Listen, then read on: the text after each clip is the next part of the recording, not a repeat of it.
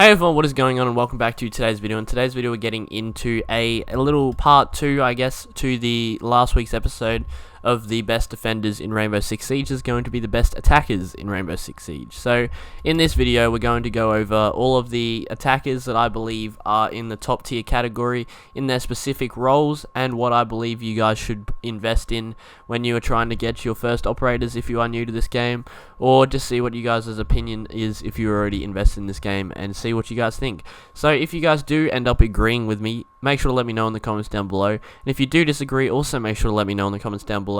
But as I said last episode, keep it civilized. I don't need you letting me know how much you hate my existence just because I didn't put your favorite operator in here. Just let me know down below why you believe your operator should be in here, and I'll probably respond to you agreeing.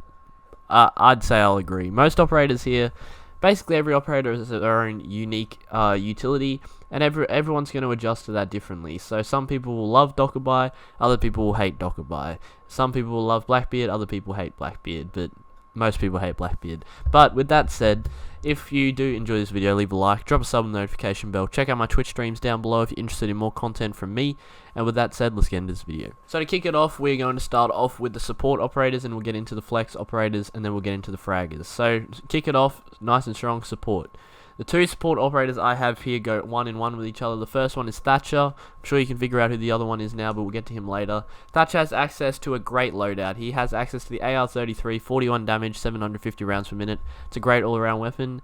The L85A2 is his alternative, 47 damage on 670 rounds per minute fire rate. Another great weapon. Both of them are just great all-around weapons. I'm not sure what the AR-33 does have its ACOG still. Okay, so both of them have access to ACOG, so they're both still completely normal attacking weapons, both still incredibly effective. Having the P226 secondary weapon as well, 50 damage a shot, great weapon to alternate to when you are trying to frag people after you put them down or something. I don't know. But his prime possession is his EMP grenade. Yes, it suffered a few nerfs, but I still believe 100% Thatcher is the go-to anti-electronics operator in this game. If you disagree with me, let me know down below. I know Carly does have access to that, and you can just go below stuff or above stuff and shoot them from there. But I still believe in terms of anti-electricity, Thatcher is still number one in this game with his EMP grenade, which has the ability to disable any electronics in its range. I'm not exactly sure how long it is for. I think it's just, I don't even know, I think it's about 7-8 seconds maybe, something like that, and then they reactivate, which is plenty of time to get a alternate hard breach through, which is who I'm going to get into now.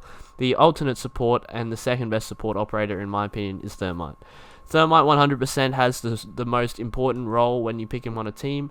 He is the hard breacher. He has the exothermic charge, so he's got his own role essentially. So there's the support operators, and then inside the support operators there's a few roles. This is the hard breacher. The hard breacher is probably the most important role you can pick on a team in certain objectives. It's not always as important as in other maps, but in this objective, your goal is to get a reinforced wall open that will give you an incredibly high advantage of winning a round. So pairing this up with Thatcher essentially eliminates all threats to the wall unless you're versing a pretty good bandit tricker, but even then you can counter him by distracting him from below or just having someone push him while he's trying to trick if you can get that frag. I suppose the sacrifice if the other person on your team dies is worth it because then you can get the wall open, but that's debatable. But with that said, he's still just a great all-around operator. Having this hard breach access is essential to winning. No, not essential to winning, but it increases your chances of winning extravagantly. I don't even know if that's a word, but it just does when you bring him to the offensive team and get that wall open on certain maps. Also having access to the 5.56 XI, which is a great attacking weapon, and the M45 Musak and the 5.7 USG, which are both solid pistols, good enough to get any cleanup kills. He's just got an all-around great loadout, but his role on support with Thatcher is essential to winning some rounds. So 100% invest in these two. They're both cheap, they're both great support operators, and they will always benefit your team in basically every single map. With that said, though, I do just want to quickly touch up on a third support operator, Montang. Although he's underrated, bringing a shield that you can effectively utilize is always going to benefit you. It only takes a little bit of casual practice to learn how to properly use a shield. Once you get used to like the way people move around a shield, etc., you'll just learn and learn as much the more you play it. If you can actually dedicate yourself to learning Montang, I 100% guarantee you bringing Montang will increase your chances of winning by at least 10%. That's just my personal opinion.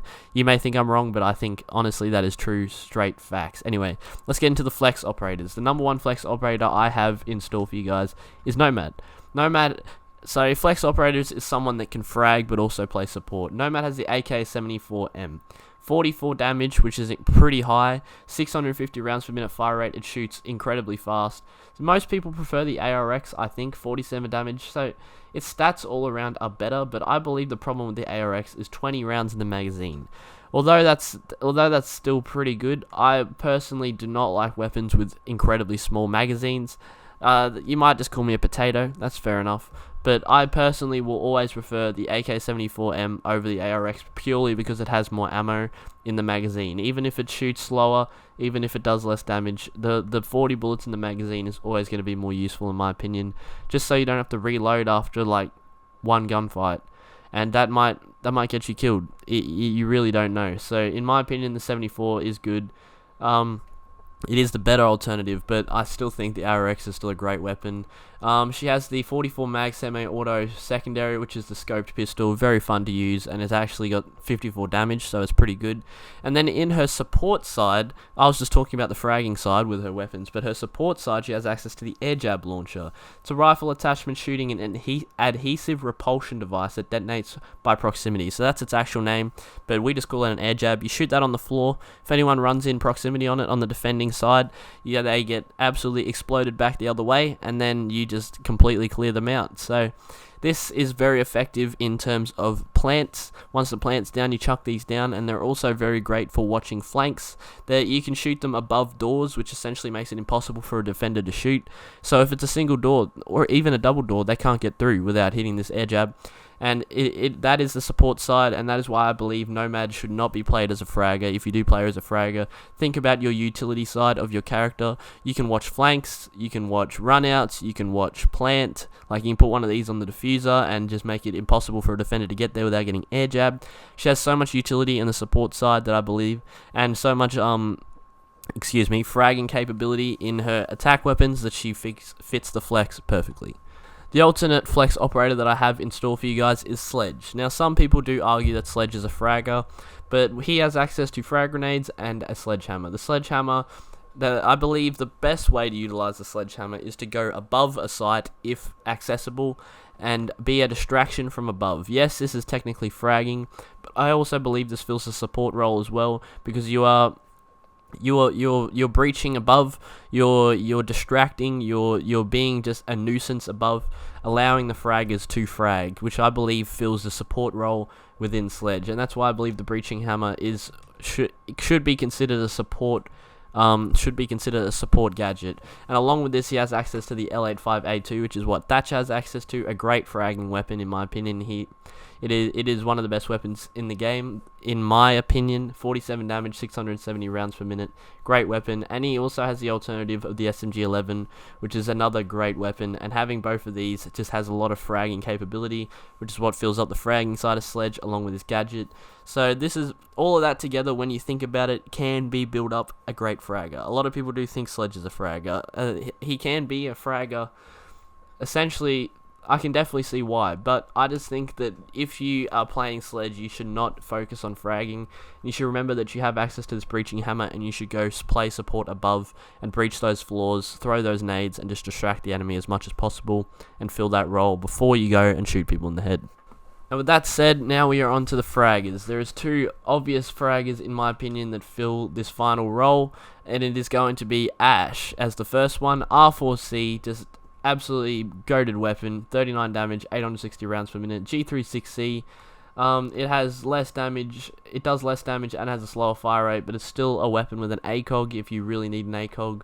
But I'll happily take the R4C in my opinion, and the R4C is 100% one of the best frag weapons you can bring on the attacking side. That's why she fits such a good fragging role, along with her gadget. Her gadget is the breaching round. It's essentially just a quick way to get through areas that have soft wall breaches, such as barricades, soft walls, stuff like that. It's just a quick way to get on in there and push. If you eventually you'll learn how to time a push, so you'll shoot the ash grenade and then you'll rush in at the right time, and then eventually you will push through as it goes off, and then you can just straight rush the fuck out of people without them expecting. And just all of these capabilities that Ash have is just insane. She's a really great operator in my opinion, and everyone knows she's a great fragger, and she definitely belongs to be on the fragging list. It's not like a community assumption that it shouldn't be true. She is a great fragger. And the other alternative best fragger in the game, in my opinion, is Zofia. Zofia is essentially a buffed out Ash, in my opinion. The only difference they have is Zofia is a 2-speed.